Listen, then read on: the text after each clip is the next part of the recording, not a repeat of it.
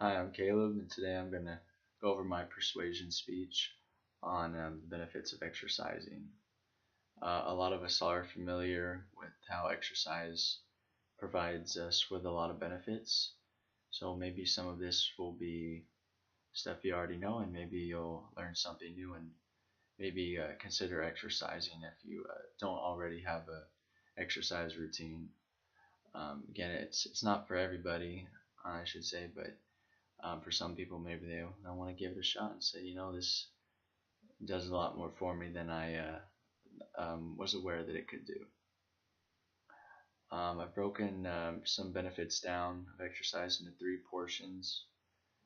The first area we're going to go over is how exercise can fight diseases and illnesses. The next part we're going to go over is how exercise can improve mood. And lastly, we'll go over how exercise improves physical wellness. That portion being what a lot of us have already heard about, what exercise can do to us in a positive way. When you starting with the fighting diseases and illnesses, exercising produces anti-inflammatory properties in the body, and it can does a lot of good things for us, and that can help fight inflammation and also diseases.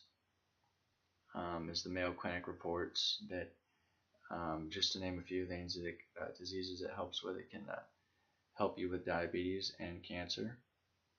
Now, exercise is not going to obviously be a cure for cancer, but it can help alleviate people that are going through cancer, and it can also be, it's more so a very, it can be an important preventative measure because it helps the body just maintain a better healthy state, and can help just cancer not be as likely. Of course, so many factors come into play, and unfortunately, a lot of it can be genetic too. But statistically speaking, exercise will reduce the likeliness someone gets cancer.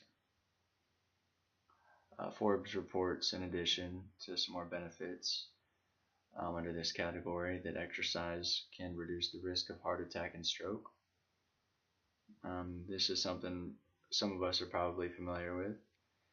When you exercise, you're essentially also working out your heart, and this creates a better functioning heart, and it becomes stronger. So when you're not exercising, the heart isn't having to try near as hard as it normally does, and thus you really start getting, your heart isn't beating near as much as it normally does, and it can result in a lot of good things. And just the body is under a lot of less stress the majority of time, aside from when you're exercising. But that's a healthy stress you put onto it. And those are just some ways that exercise helps you with fighting disease and illnesses. Now I want to move on to how exercise can help improve mood. Time reports that exercise releases endorphins and serotonin and dopamine. A lot of us are probably familiar with the endorphins, the runner's high that people can get after a long run. They kind of feel good after that. So that's the endorphins. But some also would say that it's more complicated than that. There's not just, the brain is very complex, obviously, and there's not just one chemical responsible for a state of well-being. So dopamine and serotonin also have relaxation and euphoric properties. So that can also not only help you have a better mood and feel happier, but put you in a less stressful place. Healthline reports that exercise can put someone into they have more energy normally. They even reported that patients going through cancer or HIV, or even people going through serious illnesses in general, had elevated levels of energy when they started exercising. and they recommend that you don't do it just once a week to get this consistent increase of energy. It's maybe do 3 or 4 days a week of just moderate activities, maybe a brisk walk, something that elevates your heart, not too much, but it's and do it for about 40 minutes on each exercise day, and that can be something that consistently raises the energy levels. And Psychology Today reports that exercise can improve memory and cognitive functioning.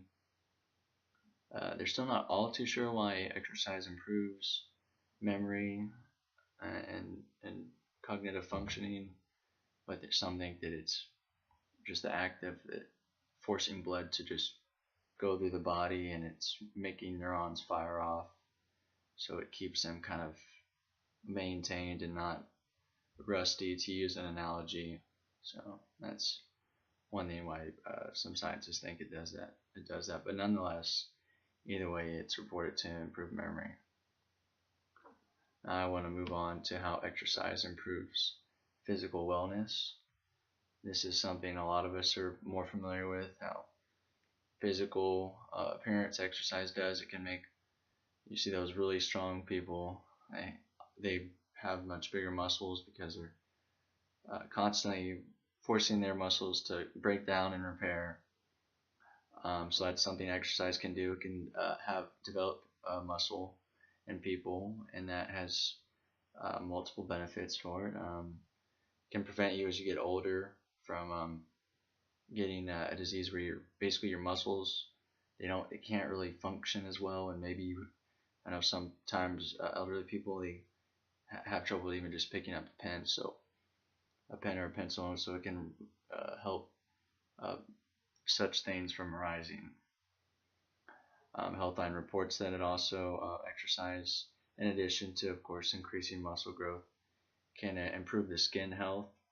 It provides more nutrients and blood flow to the skin, and it produces antioxidants, and this results in a healthier looking skin. So that's another thing right there. And in addition, it can prevent osteoporosis, where the bones become very weak. Exercising regularly does give you a thicker bone density, which is something it's good to have.